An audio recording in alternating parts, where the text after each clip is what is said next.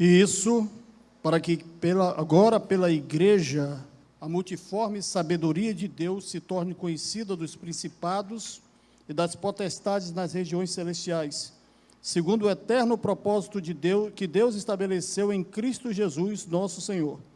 Em Cristo temos ousadia e acesso a Deus com confiança, mediante a fé nele. Com essa palavra bendita de Efésios, capítulo 3, versos 10 a 12, saúdo os irmãos com a graça do nosso bendito Senhor e Salvador Jesus Cristo. Amém. Boa noite, os irmãos, aos irmãos que estão em casa. Queremos saudá-los com alegria no coração, que celebramos hoje, como igreja que manifesta a multiforme sabedoria de Deus, como a igreja eleita pelo Senhor, que se manifesta ao mundo a sua salvação, manifesta ao mundo o poder de Deus para a salvação de todo aquele que crê, mediante a pregação do Evangelho. Celebramos hoje 54 anos de existência, e esse culto é um culto de gratidão a Deus, por tudo que Deus tem feito ao longo desses anos da igreja, por tantas vidas que aqui foram salvas, transformadas, por tantas vidas que aqui foram ordenadas ao ministério, por todos os nossos pastores que Deus concedeu a esta igreja, homens de Deus, homens fiéis, que deixaram um legado no tempo que passaram por aqui, continuam trabalhando, aqueles que estão conosco ainda, em prol do reino de Deus. Louvamos a Deus pela vida desses homens valorosos que gastaram as suas vidas, que contribuíram para a edificação desta igreja, e esta igreja conseguiu se manter fiel, e se Deus quiser, e Deus há de permitir, continuará fiel até o dia da volta do Senhor Jesus Cristo. Como louvamos a Deus também pela vida do pastor Elinácio, que tem mantido esta pegada, que tem mantido a fidelidade a Deus, a fidelidade às Escrituras, que tem sido um homem usado por Deus para a edificação da igreja. Eu quero convidar os irmãos agora a se colocarem de pé, nós vamos invocar a presença do nosso Deus. Esse culto é um culto de gratidão a Deus. Portanto, agora, irmãos, peço que os irmãos desliguem os celulares, deixe só quem está trabalhando aqui na mídia, vai estar disponível esse acesso dessas imagens aos irmãos pelas redes sociais. Vamos nos voltar, como disse Jesus, em espírito e em verdade, de todo o coração, de toda a nossa força ao nosso Deus, porque Ele é digno de todo louvor, de toda adoração. Glorioso Deus e amado Pai que está no céu, nós louvamos e bendizemos o Teu santo nome, Senhor. Estamos alegres na Tua presença, porque constituíste esta agência do Teu reino de Deus há 54 anos, através de jovens, sob a liderança do pastor Lani Doyle, talvez um trabalho desacreditado no início, mas como diz a Tua palavra, é na fraqueza que o Teu poder se aperfeiçoa, Senhor, para que a glória não seja dos homens, mas seja somente sua, Senhor.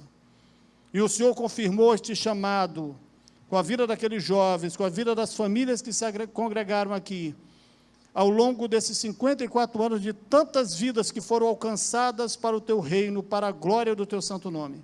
Louvado seja o Teu santo nome, Senhor, porque aqui nesta casa o Teu Espírito tem se manifestado com poder, tem se manifestado, ó Deus, com salvação de vidas, com edificação de almas, com vidas sendo transformadas e aperfeiçoadas pelo poder do Teu Espírito Santo, para que a cada dia, ó Deus, o nosso ser, a nossa pessoa se pareça mais com a pessoa do nosso Senhor e Salvador Jesus Cristo. E assim, ó Deus, a Tua igreja possa glorificar o Teu santo nome. Recebe, ó Deus, as ações de graças. Recebe, Senhor Deus, o louvor, a adoração do Teu povo, que se alegra na Tua presença. E por isso o Teu Espírito Santo nos trouxe a Tua presença, para louvar, para bendizer e para adorar o Teu santo nome. Nós dedicamos todas as nossas vidas, nós dedicamos todo o sucesso, todo o andar dessa igreja a Ti, Senhor Deus, porque sem Ti nada podemos fazer. Muito obrigado, meu Senhor, em nome do Senhor Jesus. Amém. Boa noite, irmãos, graça e paz. Vamos louvar o nosso Deus.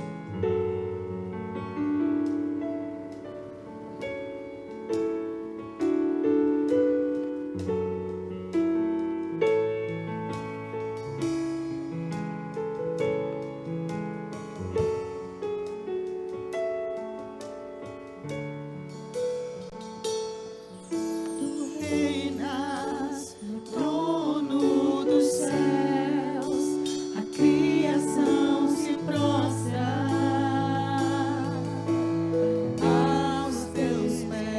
conosco. Tu reinas, vestido de glória, os anjos te adoram aos teus pés,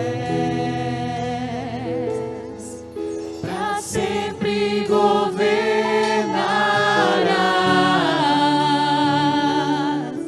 teu reino não passará, ó Santo Deus, fico maravilhado. Tu és muito mais do que eu possa expressar, ó Santo Deus, quero um vaso de alabastro, sobre o Deus que sabe me maravilhar. Tu és totalmente amável, tesouro desejável, que eu procuro. Tu és um fogo apaixonado, eu sou do meu amado, e tu és meu, pra sempre governarás, teu reino não passará, ó Santo Deus, fico maravilhado. Tu és muito mais do que eu possa expressar, ó Santo Deus, quero um vaso de alabastro, sobre o Deus que sabe me maravilhar. Derramo meu louvor sobre ti, derramo meu louvor sobre ti, derramo meu louvor sobre ti, derramo meu amor.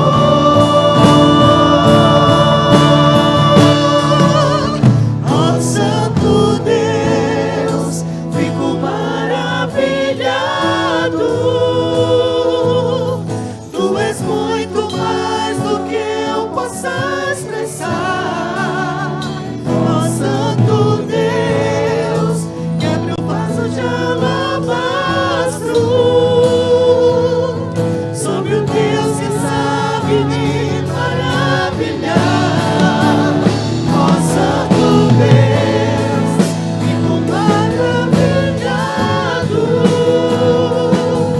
Tu és muito mais do que eu possa expressar. Ó Santo Deus, quebre um vaso de alabastro, sobre o Deus que sabe me maravilhar.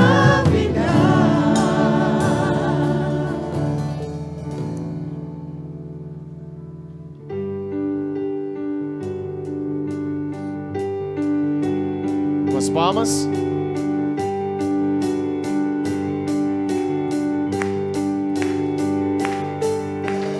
Vem, vamos festejar, juntos celebrar o nosso Rei. Vem, levantar as mãos para adorar ao nosso Rei.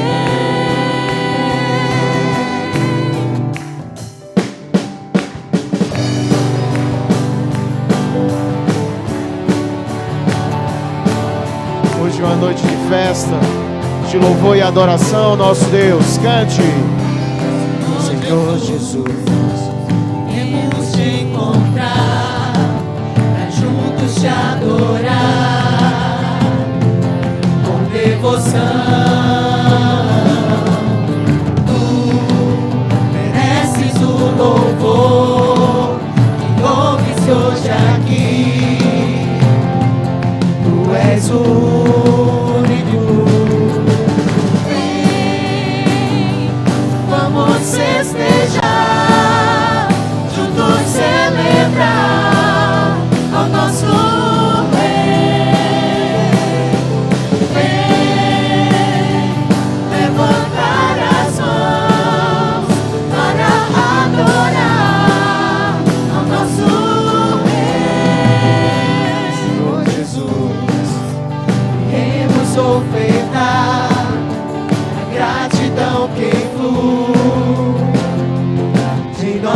almas. Nós alçamos nossa voz como um brado de louvor. Explode em nossos corações. Vem, vamos festejar, juntos celebrar ao nosso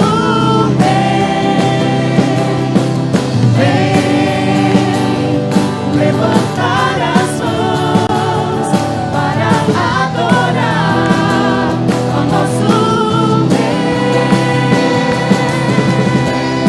Umas palmas.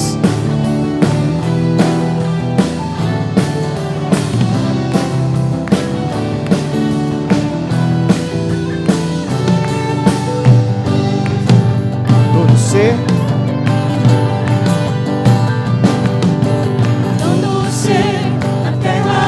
No céu, louve a ti, louve a ti. Todo ser na terra e no céu, louve a ti, louve a ti. Todo ser na terra e no céu, louve a ti. Louve a ti, todo ser na terra e no céu. Louve a ti, louve a ti.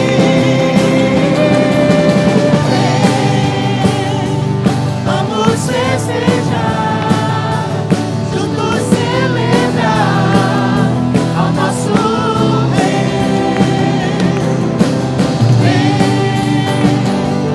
levantar as mãos para adorar o nosso Rei. Vem, vamos festejar, juntos celebrar ao nosso Rei. Vem, levantar as mãos para adorar ao nosso Rei. Amém. Deus seja louvado. De pé ainda vamos continuar adorando e louvando ao nosso Senhor, agora com a leitura bíblica. O texto vai ser projetado, nós vamos ler a uma só voz. Vamos lá? Todos? Mas alegrem-se os justos e se regozijem na presença de Deus, e folguem de alegria. Cantai a Deus, cantai louvores ao seu nome. Louvai aquele que vai montado sobre os céus, pois o seu nome é Senhor, e exultai diante dele. Amém. Toda honra e toda glória ao nosso Deus. Fiquem assim. Desculpe, irmãos, vamos continuar. Celebrai a Deus nas congregações, ao Senhor desde a fonte de Israel, reinos da terra, cantai a Deus, cantai louvores ao Senhor. Agora sim, glória ao nosso Deus. Fiquem sentados.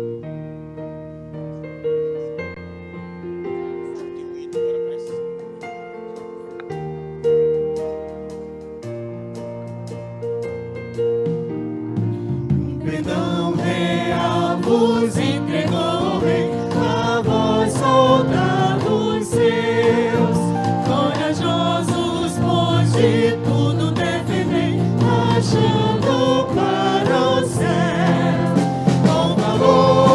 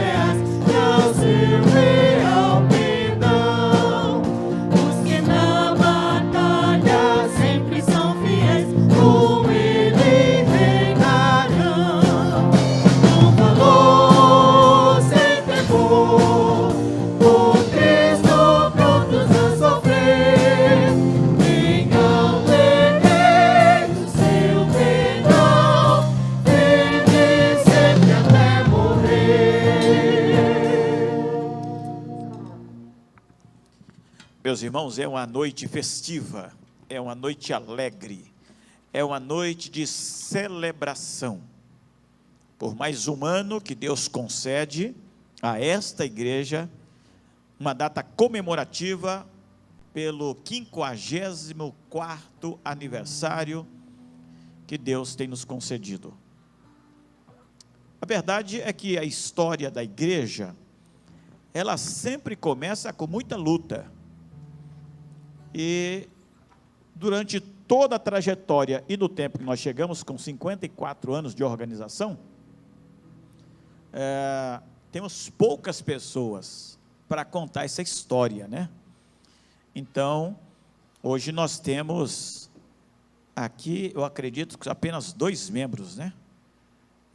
Que estão presentes, que é o irmão Alberto e o irmão José Dias.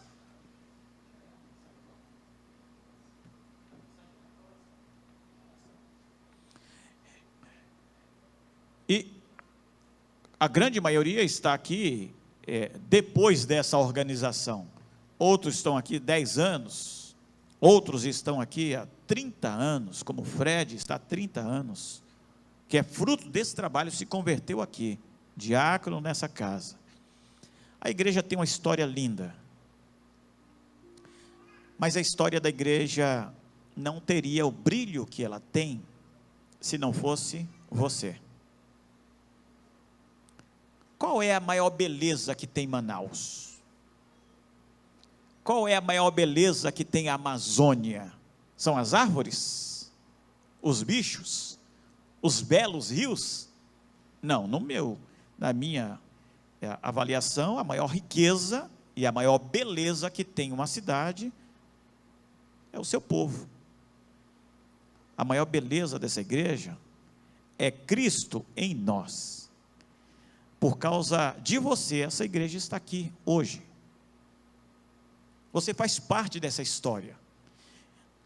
E no reino de Deus não importa se a sua história é de 10 anos para cá, de 30, de 40, se você é membro fundador, não importa. Importa que você faz parte hoje desse lugar, faz parte dessa igreja, faz parte dessa trajetória. Deus tem abençoado aqui, você tem experimentado coisas boas aqui. Muitos estão chegando agora, alguns estão indo embora, a vida é assim. E o importante observar nessa trajetória é que entram uns, saem outros. Uns já foram até promovidos para a glória, desde que a igreja iniciou. Mas a igreja continua marchando, resolutamente, buscando a palavra de Deus, pregando a palavra de Deus, ensinando a palavra, sendo fiel aos princípios bíblicos que norteia a vida da igreja, que norteia a vida cristã, e para a glória do Senhor nós estamos aqui. Eu quero convidar o irmão Alberto Simões para orar, agradecendo a Deus por esse momento. Ele e o irmão José Dias são os mais antigos aqui. O irmão José Dias criou todos os seus filhos aqui. O irmão Alberto, da mesma forma, criou todos os seus filhos aqui. Sobe aqui, irmão. O irmão chegou aqui, garoto? Quantos? 15 anos. Chegou com 15 anos. Agora ele está com 55, um ano mais velho que a igreja. Faça as contas aí. Eu acredito que o senhor não vai sair da igreja, pelo menos, até ser transferido lá para cima, né? Só vai quando for transferido. Domingo passado nós falamos, o senhor ouviu a mensagem domingo à noite? Quando eu mencionei aqui Salmos 92, o justo florescerá como o quê? Como a palmeira, crescerá como cedro, e no tempo certo vai dar fruto. Tem crente que não consegue dar fruto, irmão, porque fica 5 anos aqui, 5 anos ali, 5 anos ali, e vai mudando de igreja. O irmão está aqui 54 anos, ele é o irmão Zé Dias. Eu quero evitar que o irmão Zé Dias venha aqui na frente, porque ele já correu muito hoje, foi para a academia, está um pouco cansado. Mas nosso Deus é assim. Deus é poderoso. E através de famílias como a do irmão e de tantos outros que estão aqui, irmão Antônio, Fred, a irmã Neuza e tantos outros irmãos, há anos e anos trabalhando para a glória de Deus. Vamos louvar a Deus através das nossas orações com o irmão Alberto. Boa noite. Boa noite, irmãos. O pastor errou na minha idade. Na realidade, eu tenho 58 anos, porque só conta depois que eu aceitei Cristo para frente, não é isso? A Bíblia diz. As coisas velhas passaram. Mas vamos orar. Nosso Deus e Pai que está no céu, muito obrigado, Senhor, porque nos dás o privilégio de estarmos aqui mais um ano, Pai Santo, aqui na Tua Santa Casa, para te louvar e bendizer o Teu nome, para comemorar, Pai Santo, mais um ano, Pai Santo, que esta igreja está completando, pregando a Tua palavra, trazendo as boas novas para todos os irmãos que têm chegado aqui, te agradecendo a vida também, Pai Santo, daqueles irmãos fundadores que não estão presentes, estão doentes, estão em casa, como o irmão Raimundo Azevedo, Pai Santo, e outros, Pai Santo, que eu não estou lembrado agora. Pai, te peço também que Tu seja conosco no decorrer desse culto, para que nós possamos pôr mais um dia, Pai Santo, na Tua presença, e que possamos sair daqui mais edificados. Pai, abençoa o pastor Hélio, Pai Santo, que agora é o responsável pelo esse rebanho aqui nesta igreja. E temos certeza, Pai Santo, que até Jesus voltar, essa igreja não sairá daqui. As portas do inferno não prevalecerão sobre ela.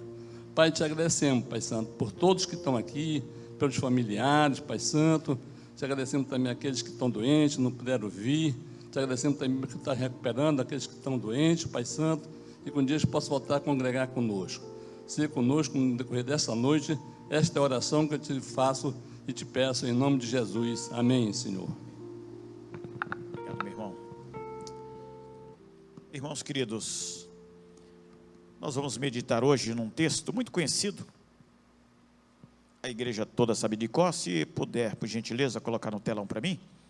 Atos 1:8. Esse é o texto que iremos meditar nesta noite.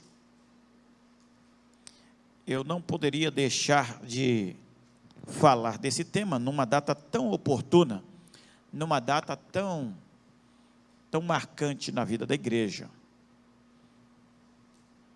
Atos, capítulo 1, verso 8. Vamos ler todos juntos? Vamos lá? Os irmãos sabem de cor, tá? O texto aqui não está no telão. Vamos lá? Mas recebereis...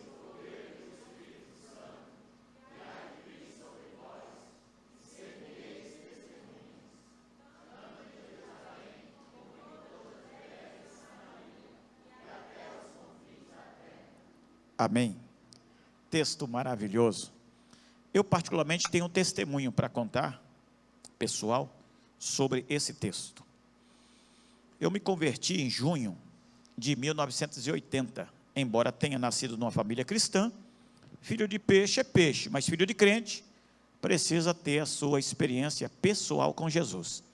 E eu me converti em junho de 1980, numa igreja, num templo aproximadamente desse tamanho, talvez um pouco mais comprido. Muita gente tinha naquela noite, muito frio. Eu me lembro a roupa que eu estava, uma calça jeans, com aquele tênis que eu tenho certeza que vários aqui já usaram.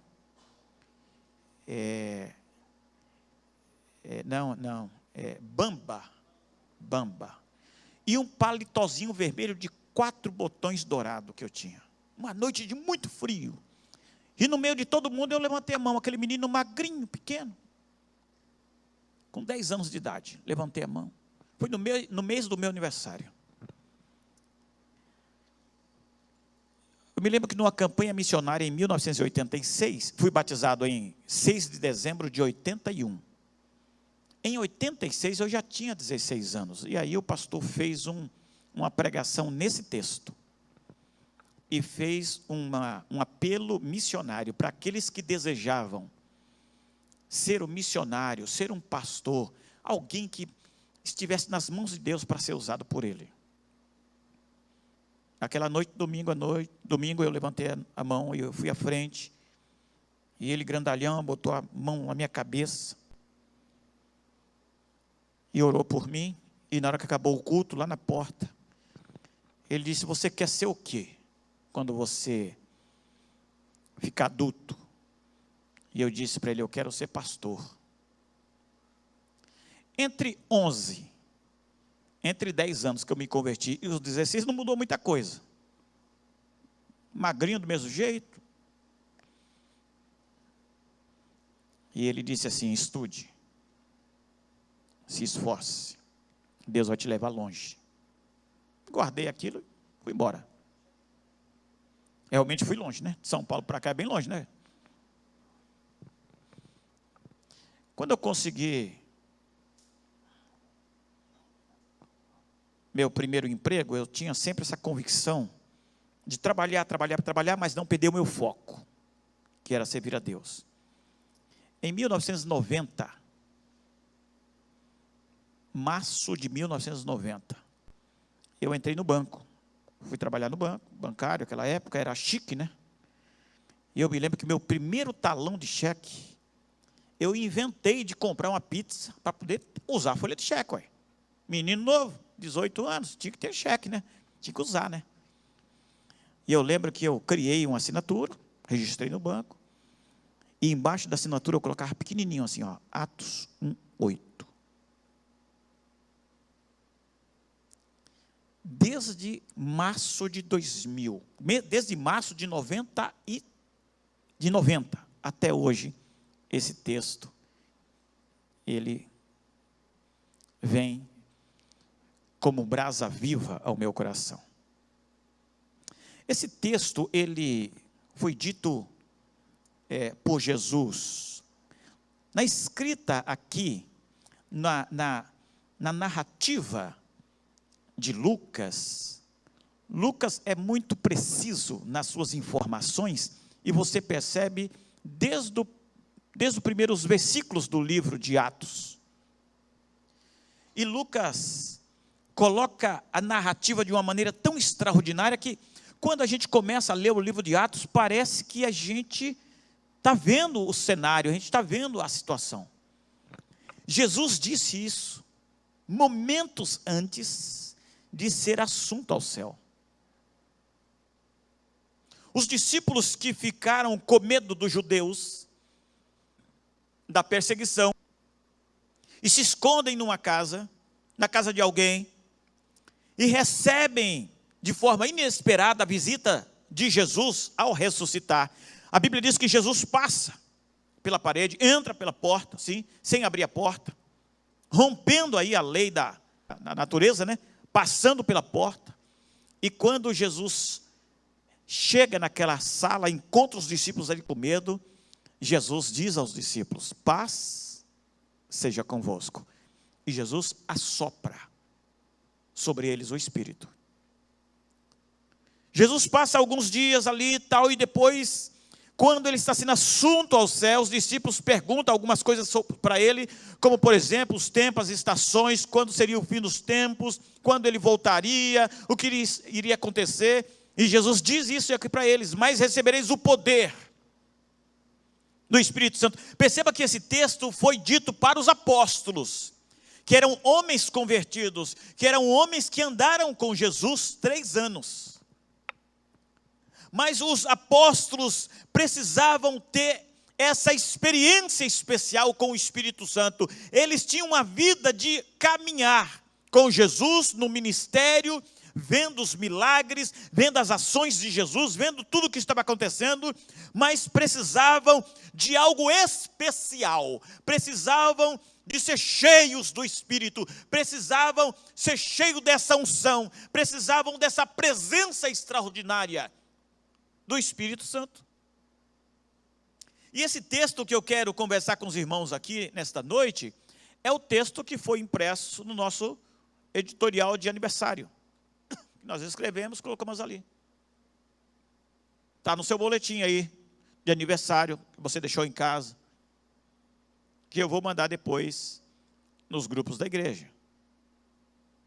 Esse texto tem sido a base da iluminação de Deus para a Igreja Batista Esperança, pelo menos nesses últimos meses, desde março que eu venho falando sobre avivamento. se atentarmos para a promessa de Jesus, receber o poder transformador tem a finalidade de testemunhar da graça de Jesus através do Espírito Santo. Nesse texto de Atos 1:8, você encontra a palavra testemunha. Sabe o que quer dizer assim, testemunha no grego aqui? Especialmente nessa situação, testemunhar, significa testemunhar de fato, significa dar testemunho, significa permanecer firme na convicção até morrer. Mesmo que eu tenha que morrer, porque estou testemunhando disso, estou afirmando isso, mesmo que eu tenha que morrer, eu permaneço firme. Então é importante que a gente entenda que existem algumas barreiras quando falamos de avivamento. Uma das primeiras barreiras é a falta de entendimento. A outra barreira é o entendimento equivocado. No Brasil, nós ainda não tivemos um avivamento bíblico genuíno, conforme expressa a Bíblia. Ainda não tivemos. Pode acontecer? Sim, pode, claro que pode. Mesmo o Espírito Santo, que fez coisas extraordinárias em tantos países, pode fazer no nosso. E pode começar aqui, na Avenida Duque de Caxias, 944. Pode começar aqui.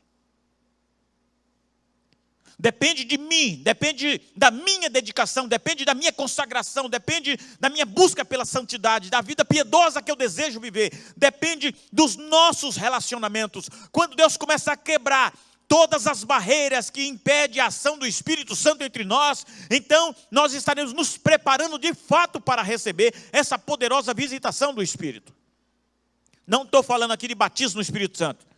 Todos nós, quando recebemos a Cristo, já fomos batizados no Espírito. Paulo diz em Coríntios isso, primeira carta de Coríntios.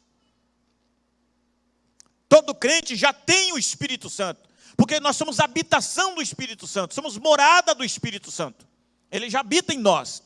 Mas uma coisa é você ser servo de Deus, salvo, lavado e remido pelo sangue de Jesus, membro da igreja e ter o Espírito Santo dentro de você. Outra coisa é você deixar Ele te usar como instrumento da maneira como Ele quer, do jeito que Ele quer.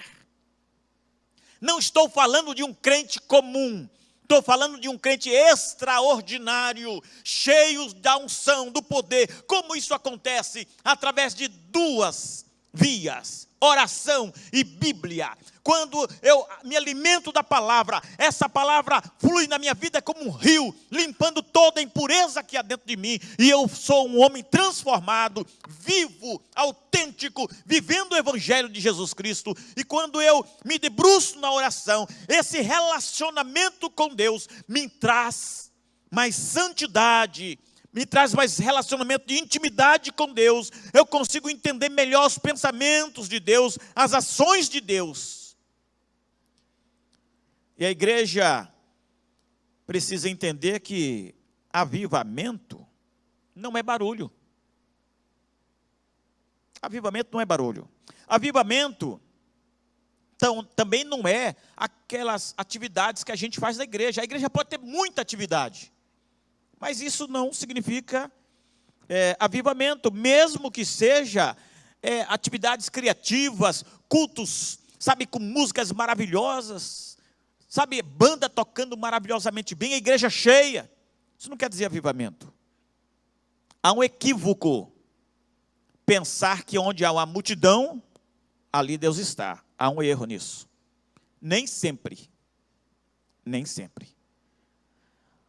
Nem sempre Deus está no meio da multidão. Avivamento é uma poderosa manifestação do Espírito Santo, promovida por Deus e não pela igreja, no tempo de Deus e não no nosso tempo.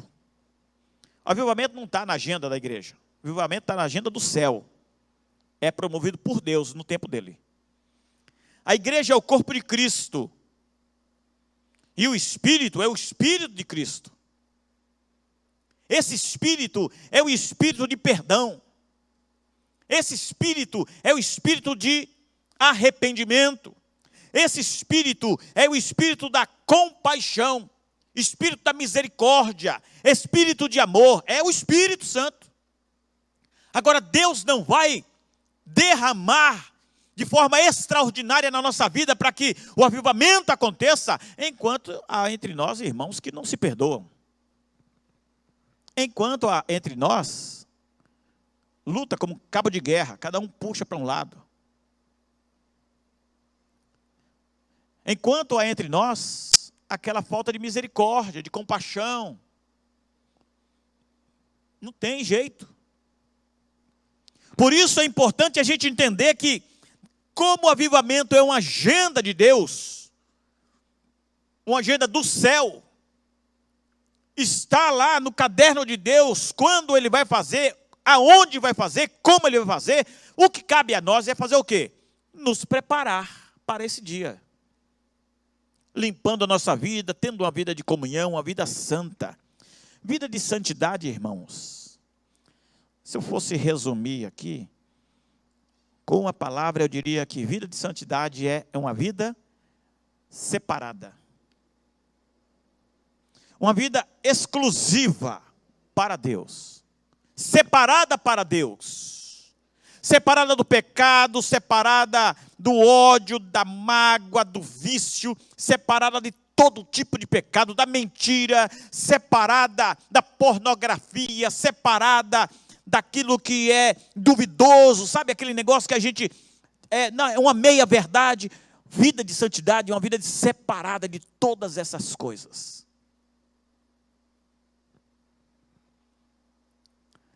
O Espírito enche o corpo, dirige os movimentos, controla seus membros, inspira sua sabedoria e dá-lhe forças. É só através do Espírito Santo que conseguimos isso. E mais, Ele guia para a verdade, santifica seus membros e os capacita a testemunharem da verdade. É o Espírito Santo que nos capacita, irmãos. Nós não estamos aqui porque somos melhor do que ninguém, ou porque somos mais perseverantes do que alguém, não. É Ele que nos capacita, é Ele que nos encoraja, é Ele que firma os nossos pés, é Ele que nos dá convicção, é o Espírito Santo. Perceba alguns equívocos por todo o Brasil, por todo lugar onde a gente vai. As pessoas usando expressões nas suas orações, nas suas conversas, sobre o Espírito Santo, como se o Espírito Santo fosse uma força, como fosse um líquido, que o Espírito Santo possa fluir, que o Espírito Santo possa... O Espírito Santo não é uma força, o Espírito Santo não é uma energia, o Espírito Santo não é um líquido que vai ser derramado. Primeiro que o Espírito Santo já foi derramado sobre a igreja, uma vez, no Pentecoste. O que nós precisamos é nos apropriar disso. O Espírito Santo é uma pessoa. Em Romanos 8, 26, Paulo diz que Ele intercede por nós, com gemidos inexprimíveis. Paulo diz em Efésios que Ele se entristece. Atributos inerentes a uma pessoa. A promessa de Jesus é enviar seu Espírito, falar da sua mensagem e transmitir o seu poder. Ele chama e capacita, controla e guia, envia e fortalece. É o Espírito Santo que faz todas as coisas. A igreja que é dirigida por homens, ao invés de ser governadas por Deus, está destinada ao fracasso. Quem governa a igreja é Deus. Não é uma família aqui mais antiga, não é uma família mais abastada, porque investe mais financeiramente. Não são pessoas, não são homens, não são mulheres, não são determinados grupos que dirigem e governam a igreja. Quem governa a igreja é o Espírito de Deus. O que precisamos entender é que nós devemos viver na total dependência dEle. Por vezes, percebemos que algumas igrejas no Brasil têm tantas atividades, parece que estão atirando para vários lugares, mas não conseguem atingir o alvo. Essas atividades não produzem fruto, não tem resultado.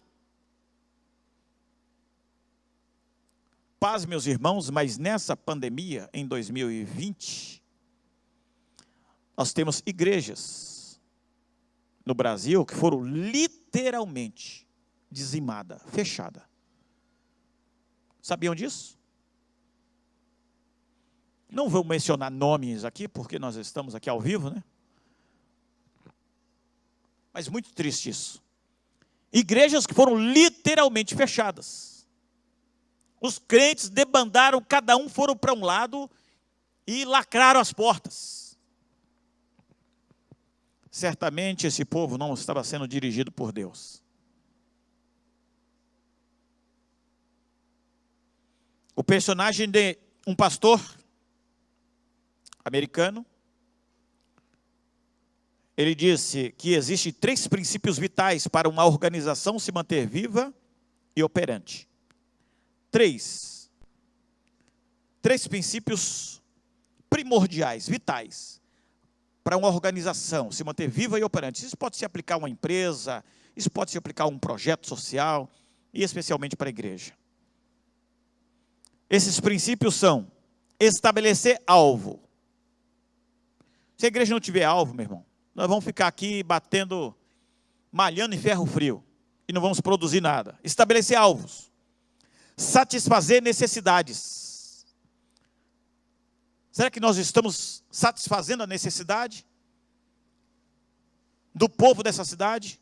Será que nós estamos satisfazendo a necessidade daquele que bate na porta aqui, que entra por aqui?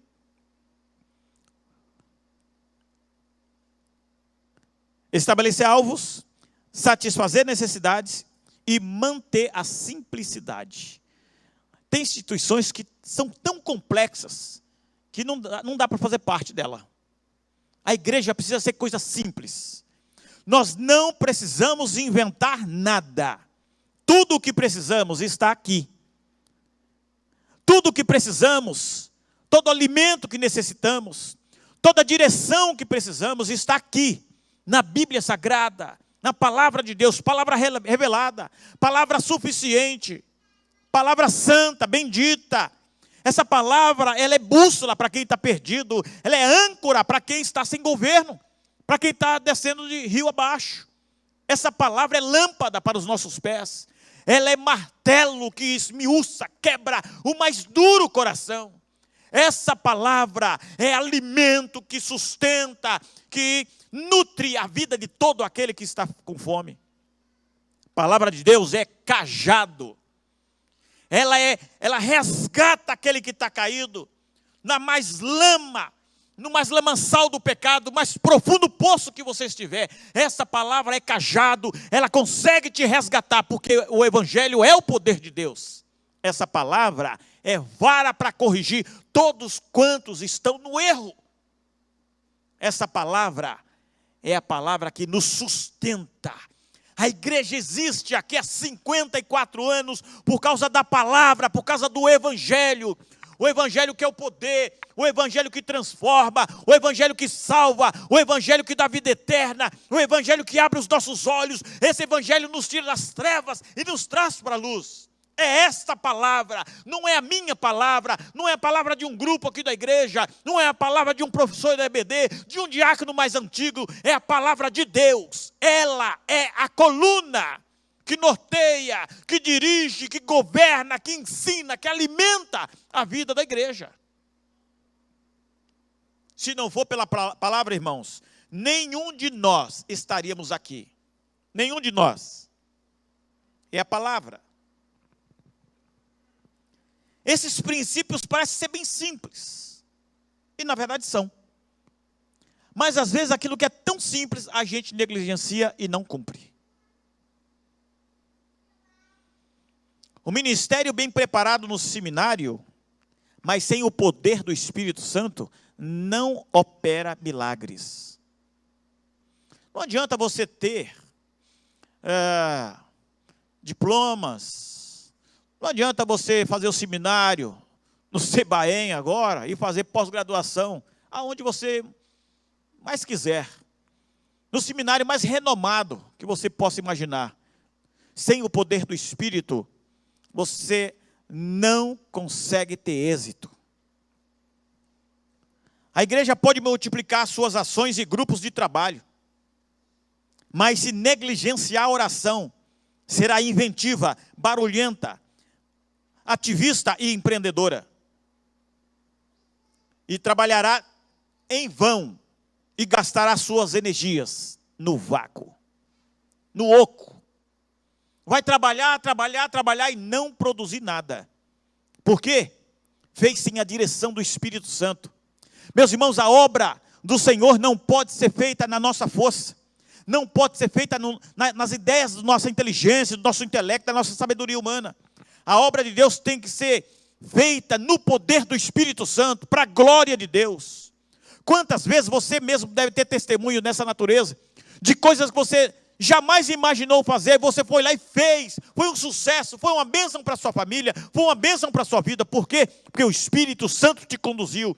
Ele é aquele que nos dirige, Ele nos sustenta.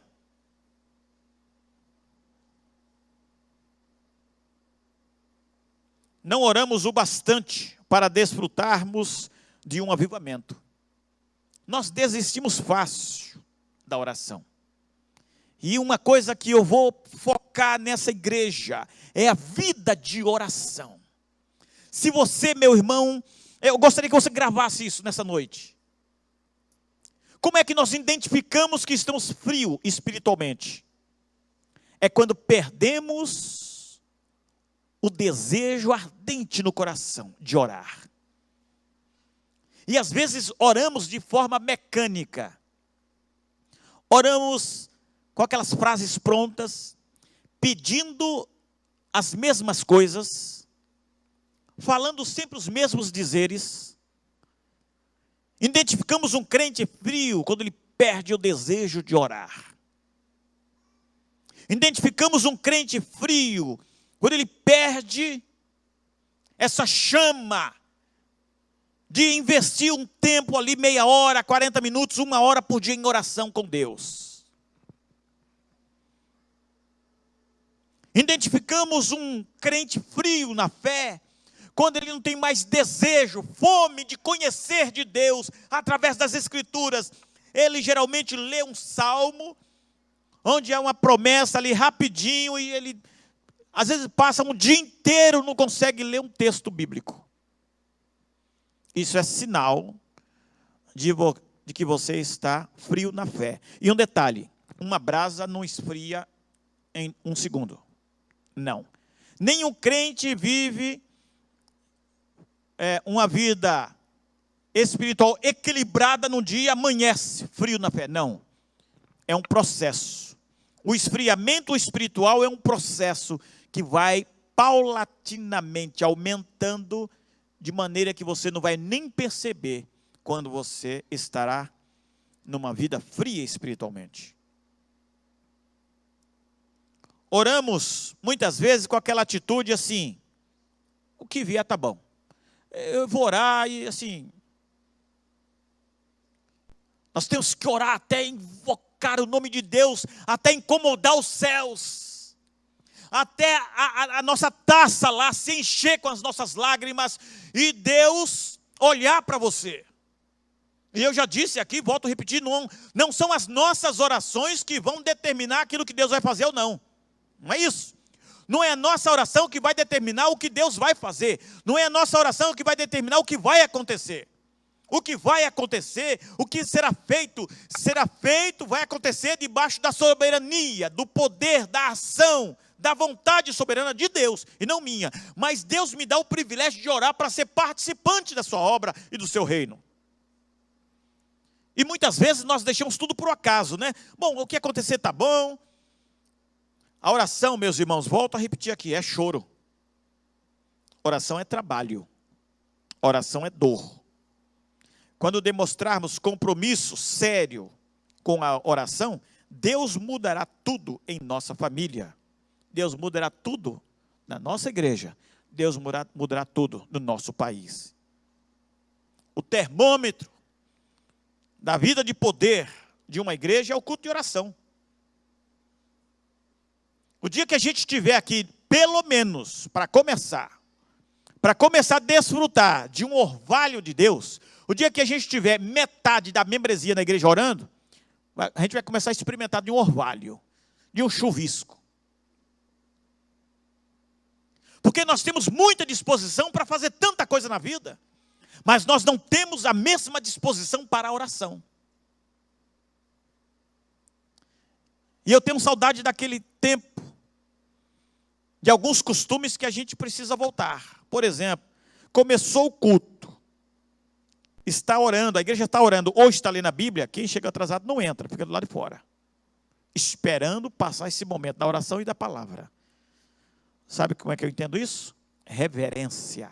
Deus está no santo templo, cale-se diante dele toda a terra. Nós precisamos voltar a esses princípios, precisamos ter paixão, amor, dedicação ao trabalho do Senhor. Martinho Lutero diz: nem ao menos fizemos suar a nossa alma. Ele faz menção disso da oração. A oração tem que nos levar a derramar suor. A oração tem que nos levar a suar, a se cansar de conversar com Deus insistentemente. Eu não sei se você já teve a experiência de ir trabalhar qualquer dia desse aí, e entrou no ônibus e encontrou um colega que você não tem muita amizade, não tem muita intimidade. Aí você senta no ônibus, a viagem do ônibus é longa, vai dar uns 40 minutos com trânsito e tudo. Aí tu senta do lado, aí começa o assunto com o colega, aquele colega que você não tem muita intimidade. Como é que vai ser o assunto? E aí, tudo bem? Tudo bem. E aí, rapaz, como é que tá? E a família? Tá bem. E os filhos? Ah, os filhos estão bem. Estão na escola, estão estudando. Está indo para o trabalho? Estou. Acabou o assunto. Isso é conversa de quem não tem intimidade.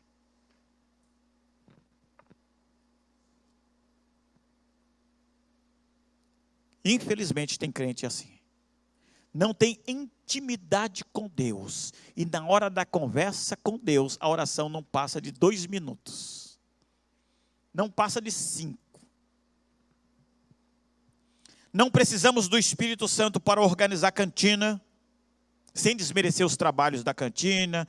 Não precisamos do Espírito Santo para os trabalhos sociais, passeios, viagens de comunhão, piquenique entre os irmãos da igreja, festividades de Natal e Ano Novo.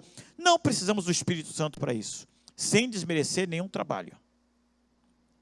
Mas precisamos do Espírito Santo para testemunhar com poder para a salvação dos perdidos. Precisamos do Espírito Santo e dependemos dele para a pregação do Evangelho, mesmo diante de corações endurecidos. Por isso Jesus disse: mas recebereis o poder que há de vir sobre vós e sereis minhas testemunhas. Não conseguiremos ser testemunhas se não houver o revestimento do poder do Espírito. Vivemos uma época, meus irmãos, que as instituições têm investido em tecnologias, vultosos recursos têm sido investidos em comunicação, mas sem a unção do Espírito, nada tem valor nem eficácia. Longe de Deus, longe do Espírito Santo, a sabedoria torna-se loucura, a força, fraqueza. A igreja fica instituída, a igreja foi instituída para cumprir uma missão, e a gente não pode perder o foco dessa missão. O apóstolo Pedro disse: mas vós sois a geração eleita, o sacerdócio real, a nação santa, o povo adquirido, para que anuncieis as virtudes daquele que vos chamou das trevas para a sua maravilhosa luz. Olha quanta coisa nós somos: povo de propriedade exclusiva, nação santa, sacerdócio real. Mas qual é o objetivo? Anunciar as virtudes daquele que nos chamou das trevas para a sua maravilhosa luz. Só teremos sucesso em anunciar as virtudes de Cristo no poder transformador do Espírito Santo, como prometido em Atos dos Apóstolos. Se buscarmos esse revestimento de poder, até que do alto ele nos atenda, seremos transformado de glória em glória. Não há intensidade e fervor na oração. Por isso, ainda não desfrutamos do avivamento em nossa nação. A própria liderança da igreja não ora como deveria. Os próprios pastores não oram como deveria. Há pastores que trazem sermões lindos sobre a oração, mas eles mesmos não oram. E se oram, oram aquela oração mecânica, fria, diária, né? Obrigado a Deus pelo dia de hoje, em nome de Jesus, amém, estou cansado, vou dormir. O apóstolo Paulo disse: sede fervorosos no Espírito, servindo ao Senhor. A igreja é o espelho de seus líderes, homens e mulheres, que levam a cabo o relevante ministério da oração, contribui em muito para a preparação da igreja, para recebimento do avivamento bíblico. A igreja hoje vive o contexto da pós-modernidade, onde a mídia social lhe oferece muitas informações velozes, tudo rápido. Desde criança até adulto, todos recebem facilmente as informações. Mas observamos que muitos crentes ainda patinam, vivem uma vida vazia, sem conhecer essa plenitude do Espírito Santo na sua vida. Conhece o Espírito Santo muito, de ouvir falar. Conhece o Espírito Santo do texto bíblico, mas não conhece o Espírito Santo no dia a dia na sua vida. A unção de Deus não está em sermões. A unção do Espírito Santo não está em atividades, em métodos de trabalho. A unção do Espírito Santo não está aqui na liturgia de culto. A unção do Espírito Santo está na vida de crentes que decidiram viver uma vida de obediência para cada dia mais servir a Deus em santidade. Que Deus, em sua infinita graça, nos conceda a oportunidade de crescer cada dia mais nesse relacionamento com Jesus e na dependência do Espírito Santo, que possamos ter uma igreja poderosa, auspiciosa, vitoriosa, para a glória do Senhor. Que Deus nos abençoe.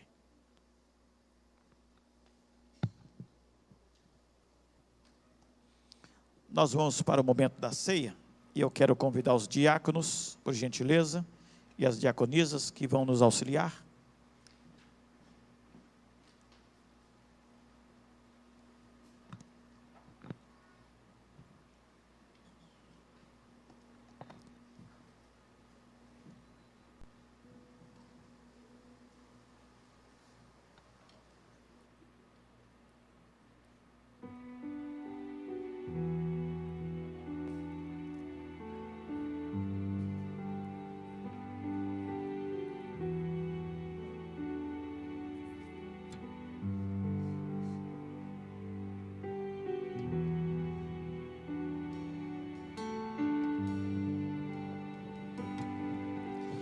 Esse é um momento muito gostoso, momento da ceia do Senhor. Ceia do Senhor é um momento precioso. O texto sagrado diz assim: e chegada a tarde foi com os 12. E quando estavam sentados a comer, disse Jesus: em verdade vos digo que um de vós que comigo come há de me trair. E eles começaram a entristecer-se e a dizer-lhe, um após o outro: Senhor, porventura sou eu? E outro também dizia: Senhor, sou eu? Mas ele respondendo disse-lhe: é um dos 12 que põe comigo a mão no prato. Na verdade o Filho do Homem vai como dele está escrito. Mas ai daquele homem por quem o Filho do Homem é traído. Bom seria para tal homem não haver nascido. E comendo eles,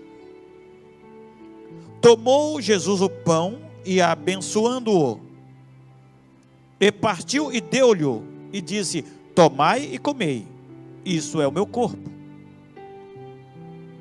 E tomando o cálice e dando graças, deu-lhe a todos, e todos beberam dele. E disse-lhes: isso é o meu sangue, o sangue do Novo Testamento, que por muitos é derramado. Em verdade vos digo que não beberei mais do fruto da vide até aquele dia em que beber novo no reino de Deus.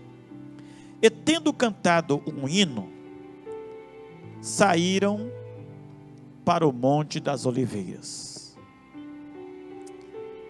Naquela época, a ceia não era assim, como nós estamos fazendo agora. Aqui é apenas uma representação. Naquela época era um jantar. E conta a história que a mesa naquela época também não era assim, era aquelas mesas bem baixinhas. E a pessoa geralmente sentava assim no chão, num tapete. Não existia talher. Esse talher bonito que você tem na sua casa, Luciano, não tinha. Geralmente os discípulos botavam assim como que uma almofada por baixo dos axilas e se debruçavam. É por isso que o texto diz que João reclina a cabeça no peito de Jesus. E ali no jantar, Jesus manda parar o jantar. E ali ele toma o pão e ministra a ceia para os seus discípulos. É o que nós vamos fazer agora. Quem deve participar da ceia? Todo crente em Jesus Cristo, que professou a sua fé, entregando a sua vida a Jesus, recebendo-o como seu Senhor e Salvador pessoal, que já passou pelo batismo. Biblicamente é assim que entendemos.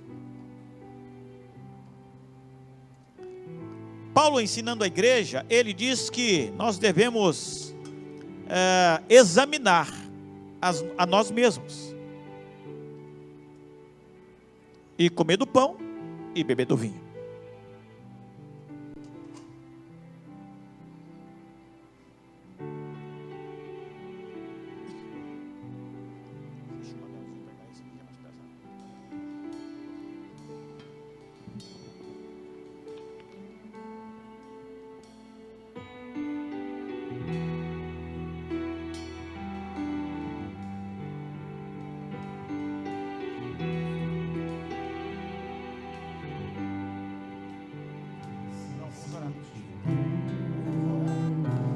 Só baixinho.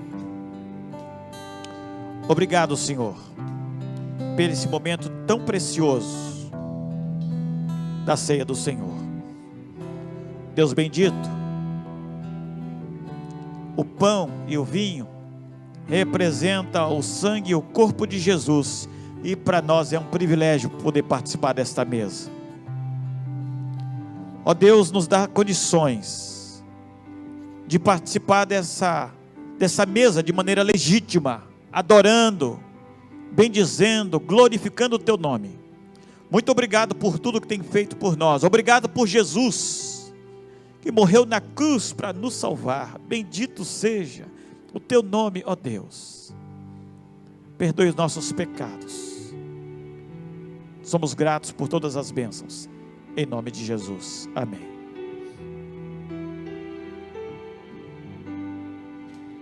Graças eu te dou pelo preço que pagou, sacrifício de amor que me comprou com giros do Senhor, pelos cravos as mãos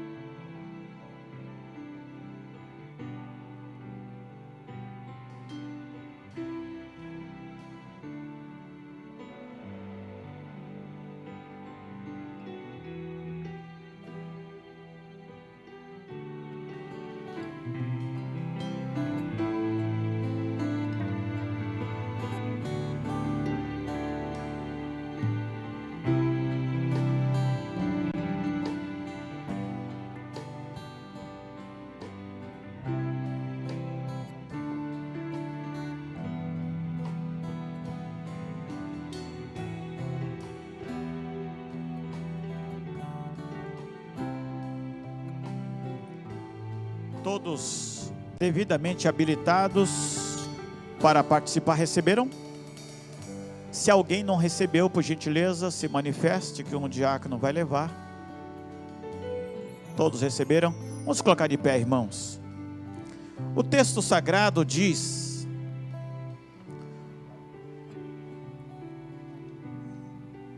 e tendo dado graças, o partiu e disse: tomai e comei, isso é o meu corpo.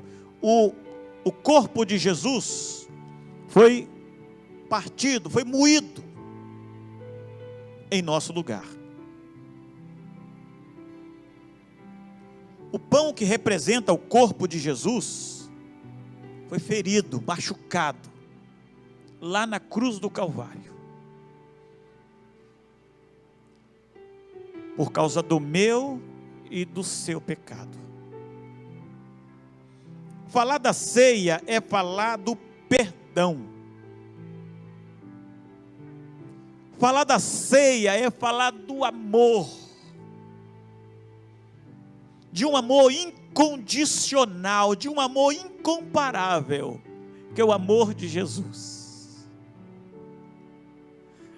Jesus Santo se fez maldito e morreu na cruz por causa dos meus pecados. Faça uma reflexão agora na sua vida. Peça perdão a Deus. E se você precisa se retratar com alguém, com alguma pessoa, ao sair daqui, antes de sair daqui do templo, procure essa pessoa. Peça perdão, faça as pazes. Não saia daqui com nenhuma mágoa no seu coração. Peça perdão a Deus, mas peça também a seu irmão. Em memória de Jesus, comamos o pão.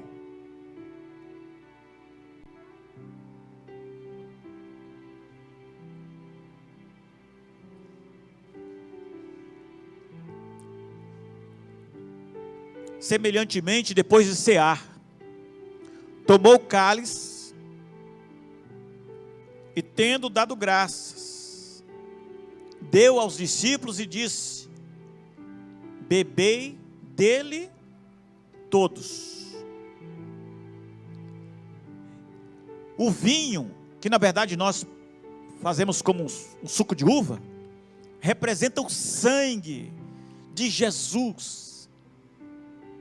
Jesus deu a sua vida por nós.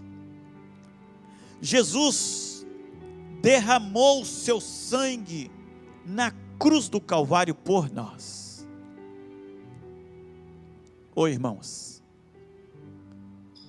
isso não tem preço. Sabe por que você está participando dessa ceia hoje? Porque a graça dele te alcançou. Porque a graça foi derramada e me alcançou, apesar dos meus pecados.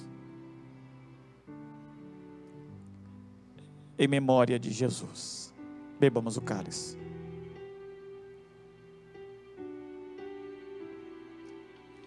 Bom, Paulo Corrêa vai orar, agradecendo a Deus. Nós te louvamos, Senhor. Te agradecemos pelo privilégio de sermos teus filhos. Mas nesse instante em que rememoramos a ceia e através dela o sacrifício de Cristo, nós queremos te agradecer porque, primeiramente, Jesus já estava aqui quando tudo foi feito e foi feito através dele. Te agradecer porque os profetas prometeram que Jesus viria. E Jesus veio e habitou entre nós. Se tornou Emmanuel, Deus conosco. E nós te agradecemos por isso. Te agradecemos muito mais, Senhor, porque Jesus morreu por nós, em nosso lugar, como Cordeiro Santo, Senhor. Te agradecemos porque através dele nós temos a remissão dos nossos pecados. Mas nós te louvamos muito mais ainda, Senhor, porque Jesus vive. Jesus, depois de ressurreto, passou a viver entre nós e passou a viver através de nós na vida de tantas pessoas, Senhor. Nós te agradecemos porque Jesus Cristo vive e reina e quer reinar em cada coração de qualquer pessoa que habita esta terra. Nós te agradecemos por isso e pelo privilégio que nos dás, Senhor, de relembrar todos esses fatos.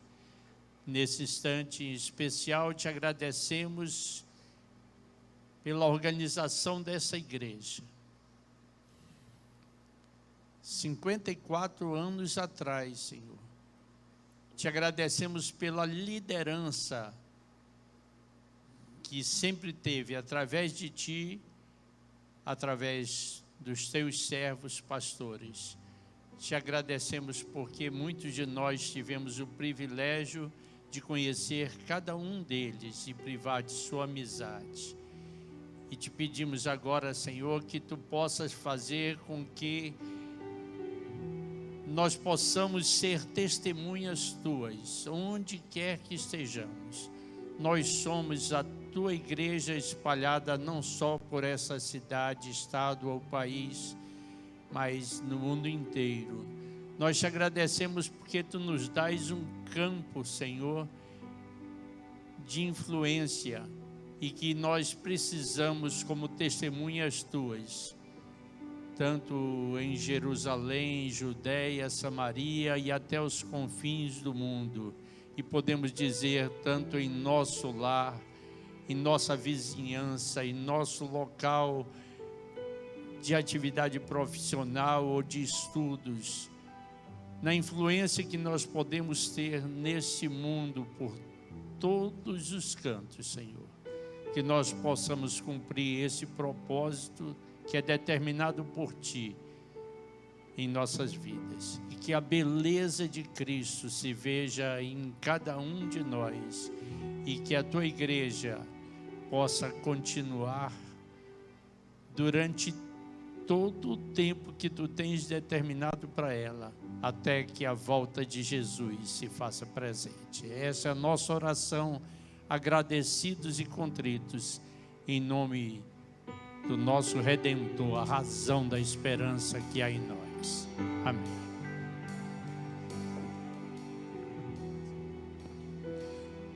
Nós queremos que você não vá embora ainda. Nós temos a confraternização lá atrás. Temos as pizzas e os bolos. E a gente tem que comer para acabar com tudo. Pode ficar nada para amanhã, tá bom? Feche seus olhos, vamos orar. Rogamos-te, Senhor, que a graça salvadora de Jesus Cristo e o amor de Deus, nosso Pai, que a comunhão e as consolações do Espírito Santo seja sobre todo o povo de Deus, agora e para todo sempre. Amém. Vamos cantar mais uma vez essa música.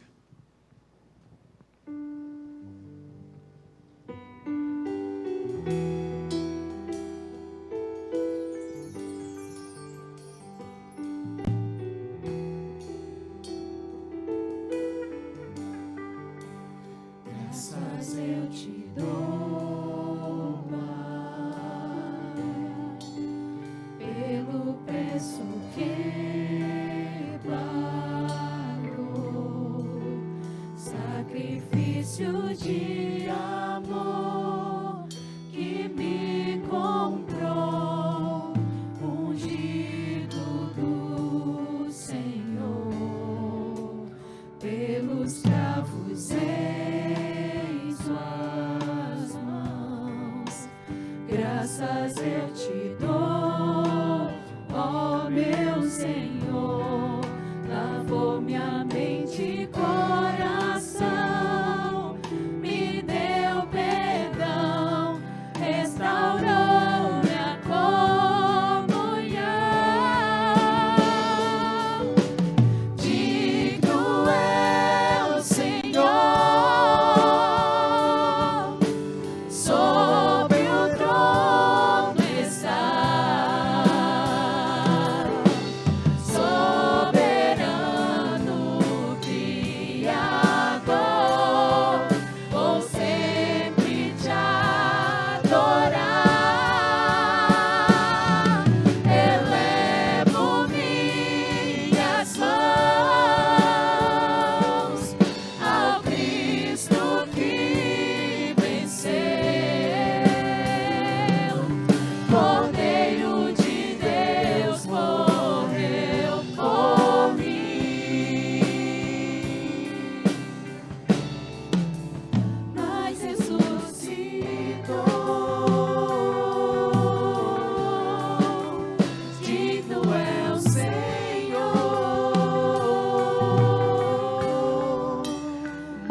ressuscitou. Digno é o Senhor. Muitos cravos em tuas mãos, graças eu te dou, ó meu Senhor.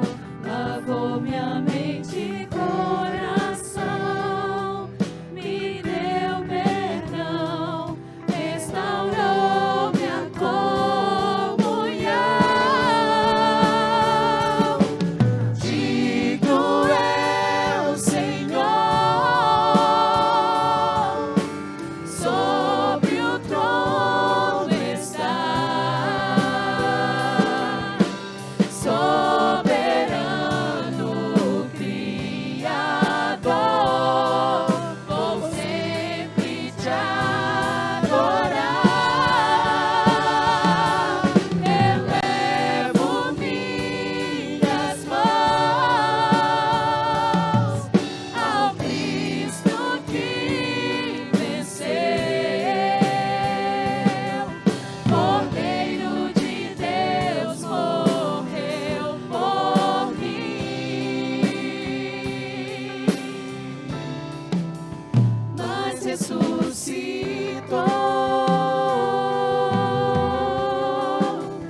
Digno é o Senhor,